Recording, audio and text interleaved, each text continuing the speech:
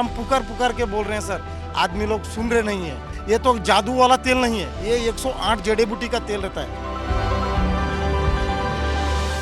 All India मजलिस ए Ittehadul Muslimeen AIMIM के अध्यक्ष असदुद्दीन ओवैसी की याचिका पर सुप्रीम कोर्ट 2 जनवरी को सुनवाई करेगा।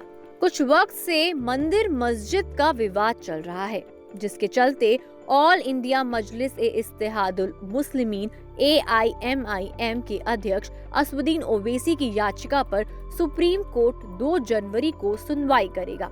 याचिका में ओवैसी ने देश में पूजा स्थल कानून लागू करने की मांग की है।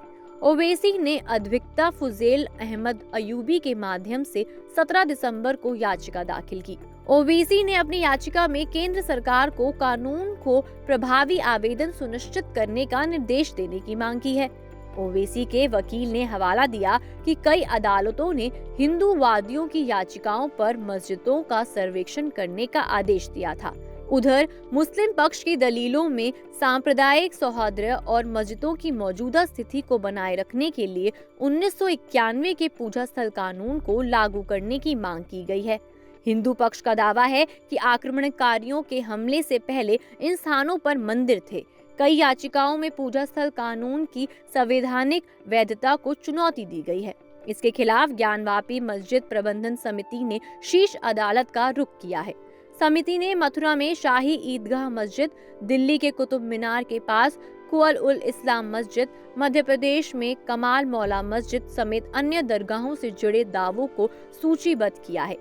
समिति का कहना है कि कानून को चुनौती देने वाली याचिकाएं इन धार्मिक स्थलों के खिलाफ मुकदमों को सुविधाजनक बनाने के शरारती इरादे से दाखिल की गई है।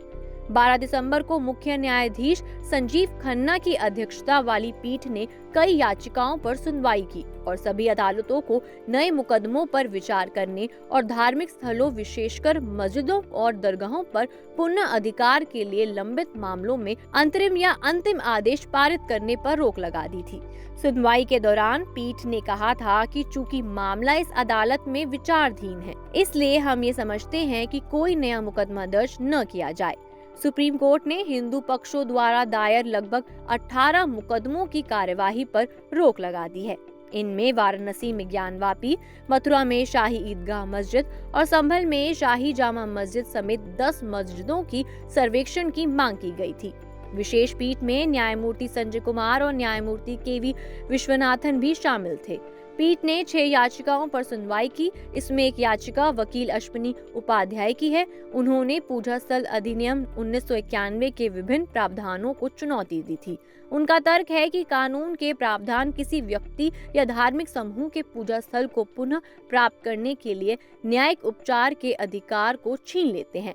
पूजा स्थल अधिनियम क्या है, आइए उस पर नजर डाल लेते हैं। पूजा स्थल विशेष प्रावधान अधिनियम 1991 किसी भी धार्मिक स्थल के स्वरूप में बदलाव से रोकता है। कानून के तहत कोई भी पूजा स्थल ठीक वैसा ही रहेगा जैसा वो 15 अगस्त 1947 को था। फिलहाल के लिए इतना ही। देश दुनिया की तमाम बड़ी खबरों के लिए देखते रहिए जागरण वीडियोस।